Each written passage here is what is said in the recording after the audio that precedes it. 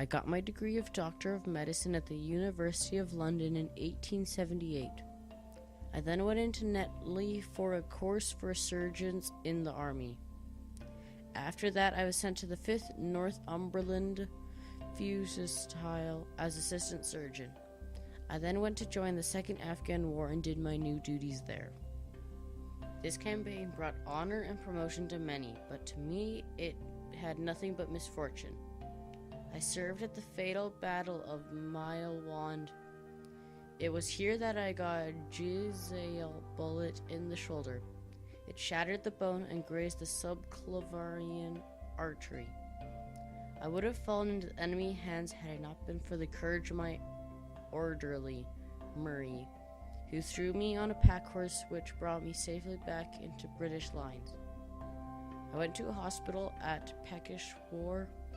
Here I improved till I could even walk around the ward of the hospital. Then they sent me to England. Here I was free, or at least as free as a man could be on 11 shillings and 8 pence a day would permit. I moved to London where my finances took a dip, so I decided I would have to leave the city or move to an apartment. On this very day I came to this conclusion. I was walking when I met someone who I knew from my past. What have you been doing with yourself, Watson? You're as thin as a lath and as brown as a nut. Lots. I got through medical school, got more training, and joined the army, which is where I got my bullet in my arm. Then I got sent to London. Soul, what are you up to now? Looking for lodging, trying to solve the problem as to whether it is possible to get comfortable rooms at a reasonable price. That's a strange thing. You're the second man today that has used that expression to me. And who was the first?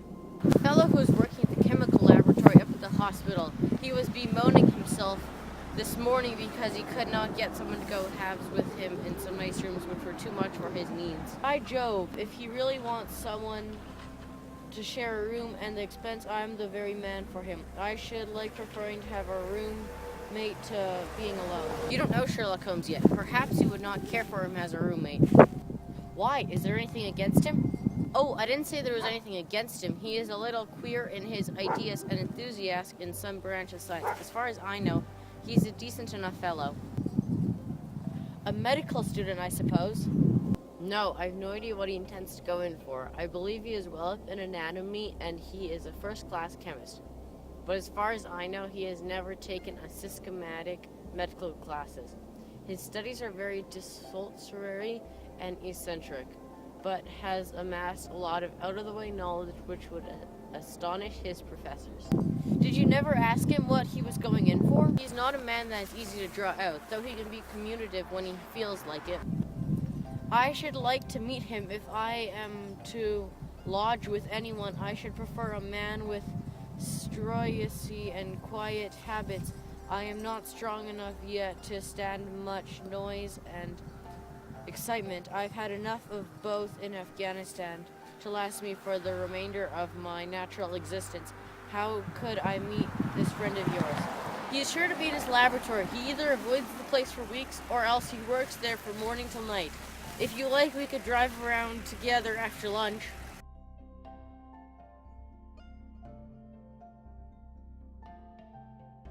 You mustn't blame me if you don't get on with him. I know nothing more of him than I have learned from meeting him occasionally in the laboratory.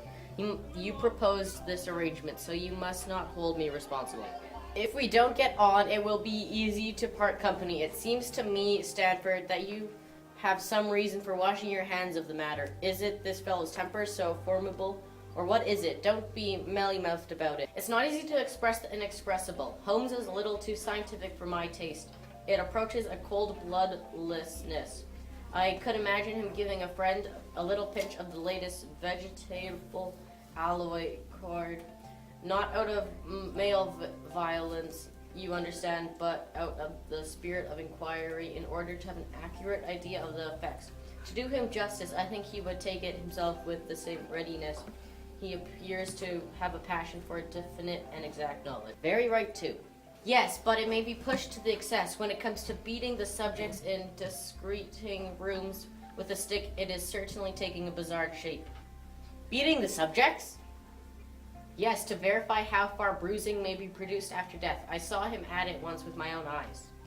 And yet he's not a medical student? Heaven knows what the object of his studies are, but here we are, and you must form your own impression of him.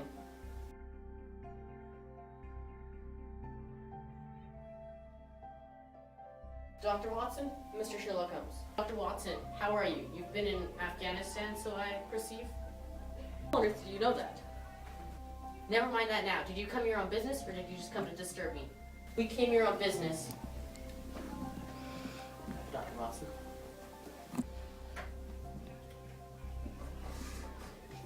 A friend here wants to share that flat you were talking about earlier today. I thought it was best to bring you two together.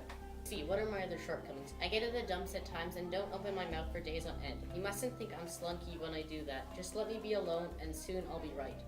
What have you to confess now? It's just well for two fellows to know the worst of one another before they begin to be roommates. I keep a bullpup and I object to rows because my nerves are shaken and I get up at all sorts of ungodly hours.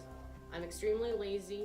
I have another set of vice when I'm well, but those are the principal ones at the present. Do you include violin playing in your category of rows? Depends on the player. A well-played violin is a treat from the gods. A badly played one? Oh, that's all right. I think we may consider the thing as settled. That is, if the rooms are agreeable to you. When shall we see then? Call me tomorrow and we'll go together and settle everything. Wait, how the deuce did he know I came from Afghanistan? That's just his little trait. A good many people have tried to figure out how he finds things out. Oh, a mystery it is. That is very pigwid. I am much obliged to you for bringing us together. The proper study of mankind is man, you know. You must study him. Then you'll find him a naughty problem, though I'll wager he learns more about you than you about him. Goodbye. Goodbye.